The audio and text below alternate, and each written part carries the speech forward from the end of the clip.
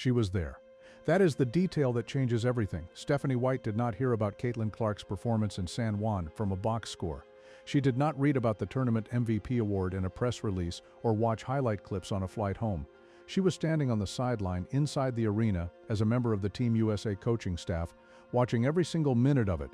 5 games, 239 days of injury absence erased in real time, 12 assists in 19 minutes in Game 1, a tournament-leading assist average across the entire field, a MVP trophy. Stephanie White saw all of it with her own eyes, and then she flew home to Indianapolis, stood in front of reporters, and told them she would evaluate Caitlin Clark's availability a day before each preseason game. That disconnect, that specific inexplicable gap between what she witnessed and what she said afterward, is what turned fan frustration into a full-scale commercial revolt. The Indiana Fever are currently pleading with people to buy tickets for preseason games, a team that sold out arenas last season, a franchise that had fans camping outside venues just to watch one player warm up. That same organization is now posting on social media, actively asking its own fan base to please show up. If you have been watching this situation build and telling yourself something does not add up, you were right. And today, we are connecting every single dot. Before we go any deeper, if this kind of investigative breakdown is what brings you back to this channel, hit that like button right now. It directly signals to the algorithm to keep amplifying the analysis that other channels simply will not deliver. And what we are about to lay out goes much further than a preseason attendance problem. Let's establish the baseline first, because the context is everything. Indiana Fever basketball before Caitlin Clark's arrival is a fundamentally different franchise from what exists today.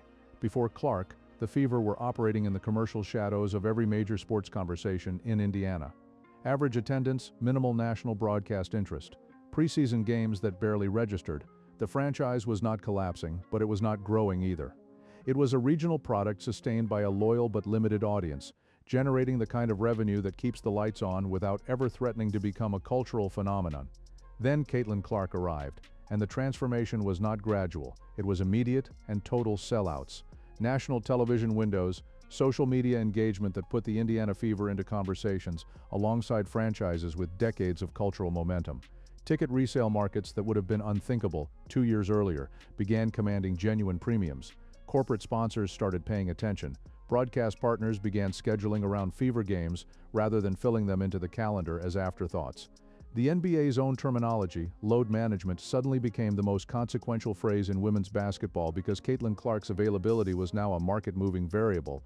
These are not mythology. These are documented commercial realities, and every single one of them traces directly back to one player. So when Clark went down with her injury last season, the market responded instantly and honestly. Ticket resale prices dropped. TV ratings for Fever games, without Clark, told the same story, the same arenas, the same rosters, measurably different audience numbers. Games that had commanded premium prices became accessible, not because demand held steady or softened slightly, but because it cratered. The national conversation moved elsewhere, and the organization found itself occupying exactly the commercial position it had held before Clark, relevant to its local market, largely invisible to the broader sports audience that had discovered them through one specific player. What did the Fever do in that moment of Clark's absence? Rather than simply being transparent with fans and managing expectations while awaiting her return, the organization reportedly pivoted. New players were promoted in marketing materials. The messaging adjusted to emphasize roster depth. It was a calculated effort to demonstrate that the franchise was bigger than any single contributor. Fever fans, among the most engaged and analytically sharp communities in all of women's basketball, saw exactly what was happening. They recognized the repackaging, and while they did not abandon the team entirely, that experience planted something important, a seed of doubt about whether the organization's stated priorities actually aligned with their own. That seed has now grown into a full boycott. Here's the immediate trigger. Stephanie White began fielding questions from reporters about Caitlin Clark's preseason availability.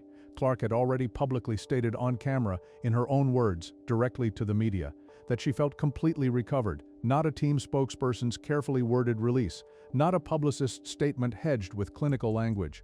Caitlin Clark looked into the camera and said, "It feels nice to be finally back at 100%. 8 months of rehabilitation, 8 months of documented dedication, and she came back declaring herself fully healthy." Stephanie White's response to questions about Clark's availability: she would evaluate her status a day before each game. Think carefully about the signal that sends. You're telling a fan base that has organized its emotional investment and its financial commitment around one player, that the very player they came to see, the one responsible for the sellouts, the ratings, the national conversation, the transformed commercial identity of the entire franchise, cannot be confirmed for any given game until the 24 hours before tip-off. Not because Clark herself has expressed hesitation, not because any medical professional has stepped forward with a public concern, but because the coaching staff has chosen to maintain a posture of uncertainty that the player's own unambiguous public declaration directly contradicts. Fans are not processing that as coaching wisdom, they are processing it as noise.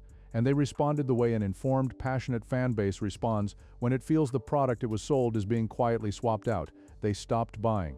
The preseason ticket numbers are not a minor dip. The drop is sharp enough that the Fever front office moved from passive monitoring to active social media intervention, publicly appealing to fans to attend games. That is not a marketing department executing a planned engagement strategy. That is an organization in genuine panic, using the only available tool it has left to close the attendance gap created by its own credibility problem. And now we arrive at the detail that should make every single Fever fan's blood run cold, because the central irony of this entire situation is not that Stephanie White is applying load management to a player who says she is healthy. The central irony is where she was when Caitlin Clark proved it. The 2026 FIBA Women's World Cup qualifying tournament took place in San Juan, Puerto Rico. Team USA entered as heavy favorites and performed accordingly. 5 games, 5 victories. A 210-point differential across the entire tournament. That margin is not a competitive field being overcome. That is a dominant program operating on a categorically different level from every other nation in the competition. And Caitlin Clark was the engine driving all of it. In Game 1 against Senegal, her return to competitive basketball after 239 consecutive days away from the court, Clark posted 17 points and 12 assists in just 19 minutes of play. 12 assists in under 20 minutes. For context, that output across 40 minutes would represent elite production for most professional players in any league on the planet. Clark produced it in less than half the time available. That performance ranked as the second most assists ever recorded in a FIBA Women's World Cup qualifying game. In her senior national team debut across the full 5-game tournament, Clark averaged 11.6 points per game on 52.9% shooting from the field and 40% from three-point range. Those are controlled, efficient numbers from a player returning after nearly 8 months of competitive inactivity. But the number that tells the definitive story is her assist average, 6.4 per game, which led not just Team USA, but the entire tournament. Every player, every team, every nation competing. Clark directed the offensive operation of the most dominant team in the field more effectively than any player from any country. She also posted the highest average efficiency rating on the entire USA roster at 14.6. The result was the TISO MVP award, most valuable player on the most dominant team in the competition, coming back from an 8-month injury absence. Now here's the detail that transforms this from a coaching disagreement into something that demands a real answer. Stephanie White was not watching this from Indianapolis. She was not reviewing game tape remotely. She was on the Team USA coaching staff. She was physically present on the sideline for every one of those 5 games. She watched Caitlin Clark come back from 8 months away and immediately dismantle world-class competition. She watched the efficiency numbers accumulate in real time. She watched the assist totals. She watched the MVP performance unfold game by game with her own eyes. And then she came home and told reporters she would evaluate Clark's availability 24 hours at a time. There is no universe in which that response is a product of genuine uncertainty about this player's physical condition. What was communicated in those press briefings was a decision, and it was dressed up as caution. Drop a comment right now and tell us, do you think what Stephanie White is doing is genuine load management, or do you think something far more calculated is playing out inside that organization? We read every comment on this channel, and what many of you have been saying for weeks on this specific topic has been more analytically sharp than anything coming out of official Fever press briefings. Keep it coming, because your instincts on this story are connecting the right dots, and the dots go further than the FIBA tournament. Let's talk about the 2026 WNBA draft, because a single decision made there adds another layer to this pattern. With the 10th overall pick, Stephanie White selected Raven Johnson, a point guard. On its surface, adding depth is never suspicious. Every competitive team builds options at every position, but then reporters asked White a direct follow-up question. How does this added guard depth specifically help the team? And in her answer, White discussed giving Kelsey Mitchell rest. She talked about managing the rotation at guard. She outlined the value of having deeper options at the position. The answer was thorough, it was specific, and it covered multiple angles of how a second guard option benefits the franchise. Caitlin Clark's name was not mentioned once in that entire response. Your 10th overall pick, at the exact position your franchise player occupies, explained publicly without a single sentence, connecting it to your most important player. The fan base caught it immediately. Social media did not need a press briefing to perform the analysis. Comments flooded coverage of the draft pick across every platform. Fans began threading the pattern together, the vague preseason availability language, the draft pick framing that erased Clark from the conversation, the organizational pivot during her injury absence last season when new players were pushed into the marketing spotlight. The conclusion fans are reaching organically, based on documented behavior across multiple instances, is that there may be a deliberate organizational philosophy at work here. One that views Caitlin Clark's dominance as a dependency risk to be managed rather than an asset to be maximized. The theory that White is engaged in a systematic effort to reduce Clark's indispensability to the franchise, to construct a roster and a narrative where she is one contributor among several rather than the undeniable commercial and competitive centerpiece, is not fringe speculation. It is a conclusion supported by a pattern of public behavior, and it is the conclusion driving the boycott. Now let us put the financial stakes into perspective, because this is not a problem contained to preseason ticket windows. The Indiana Fever's commercial ecosystem is built on a foundation that Caitlin Clark constructed essentially from scratch over the course of one season. Sponsors who attach their brands to Fever games, and specifically to Clark's visibility, are watching these developments in real time. A fan base that actively organizes boycotts of preseason games because of concerns about how the franchise is handling its most marketable player sends a signal that travels far beyond the box office. It reaches advertising clients, evaluating partnership renewals. It reaches broadcast partners assessing the promotional value of their inventory. It reaches the league office where decisions about scheduling, marketing investment, and media access are directly tied to which franchises generate the most reliable audience engagement. And the WNBA is currently operating in a historic commercial moment. The league's new media rights agreements represent an exponential increase in broadcast investment compared to previous cycles. That investment was not made in the abstract. Networks are not paying a premium for women's basketball as a general category. They are paying for the specific audience that Caitlin Clark has demonstrated the ability to generate, an audience that is younger, more digitally engaged, and commercially valuable in ways that traditional sports audiences are not. An organization that is perceived to be undermining that player's availability for any stated reason is an organization that is actively destabilizing the commercial proposition the league just sold to its broadcast partners. That is not a Fever problem. That is a league-level problem. And Commissioner Kathy Engelbert's office has every reason to be monitoring these preseason attendance figures with extreme attention. Before we continue, if this channel has been your go-to source for the analysis that actually names what is happening, rather than softening it for access or optics, becoming a member is the most direct way to make sure we can keep this going. Your support is what allows us to stay on stories like this one without commercial pressure to pull punches. The join button is right below this video. The social media response to the Fever's preseason ticket situation has itself become part of the story. When the Indiana Fever went onto social platforms to promote preseason availability and encourage attendance, the reaction in the replies was not the enthusiastic response a marketing team hopes to generate. Fans were direct. The message was unified. If the player who generates the purchase decision cannot be confirmed to be on the floor, the math does not work. Several posts from the organization drew more critical engagement than supportive engagement, an inversion that, in the analytics dashboard of any professional sports marketing team, registers as a 5-alarm warning.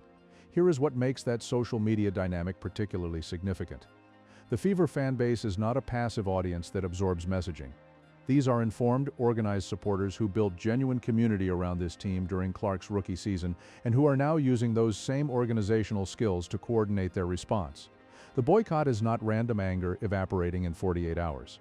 It is a structured response from a fan base that understands its own leverage. Share this video if you believe the league and the franchise need to hear this conversation at full volume. The algorithm amplifies what gets shared, and this is a story that every fan invested in the direction of women's basketball deserves to see. Let us look forward now, because the preseason is temporary. The question that actually matters is what this fan behavior telegraphs about the regular season, because the commercial consequences escalate dramatically once regular season games are on the calendar. If the Fever front office continues to apply day-by-day availability language to Caitlin Clark once the season begins, even after she publicly declared full recovery, even after she won FIBA Tournament MVP, The pattern of conditional fan engagement does not stay contained to preseason. It establishes a dynamic where the fan base withholds its commitment until confirmation arrives 24 hours before tip-off. And conditional engagement is structurally dangerous for a franchise that depends on advanced ticket sales, season ticket renewals, and corporate hospitality packages, all of which require buyers to commit weeks or months ahead of any specific game. Consider what is happening in corporate sales right now. Businesses evaluating whether to invest in season ticket packages and premium hospitality for the upcoming year are making those decisions against a backdrop of declining preseason attendance and an organizational spokesperson who cannot give a confident answer about the availability of the player whose name appears on the pitch deck. Those sales conversations are happening right now. The preseason boycott is not invisible to the people making those purchasing decisions. Broadcast partners face a parallel calculation. TV ratings for WNBA games are tracked at a granular level, and Clark's presence or absence on any given night has historically corresponded with measurable audience differences. If the regular season brings a repeat of day-by-day uncertainty, networks recalibrate their promotional investment. You do not commit front-of-broadcast marketing resources to a product whose availability cannot be confirmed before game day. Here is what this situation has exposed at its deepest level. A player returned from an 8-month absence, performed for the full coaching staff on the world stage, led the entire international qualifying field in assists, posted the highest efficiency rating on the most dominant team in the tournament, won the MVP award, and then publicly declared herself completely recovered. And the coach who was standing on the sideline for every minute of that performance came home and chose language that systematically contradicts everything she witnessed. That gap between what Stephanie White saw in San Juan and what she communicated to the Indianapolis media is the entire story. It is why the seats are empty. It is why the front office is on social media asking people to please attend. It is why this situation has escalated from a preseason scheduling question into a commercial crisis with league-level implications. Fever fans have not disappeared because they stopped caring. They have made themselves scarce because they care more than the people running the franchise appear to. They will come back, not when they are told to, not when they are invited through social media posts, but when they see the coaching staff treating Caitlin Clark the way her performance has proven she deserves to be treated, as the undeniable centerpiece of everything this franchise has built and the engine of everything it still wants to become. If you want to stay ahead of how this develops as the regular season approaches, subscribe and hit the notification bell right now, because the story of how Indiana handles Caitlin Clark in the weeks ahead is going to define this franchise for years, and we will be here for every development. In our next video, we are examining what happens to Fever sponsorship and broadcast commitments if the attendance patterns from preseason carry into the first month of the regular season. The financial numbers involved will shock you. We will see you there.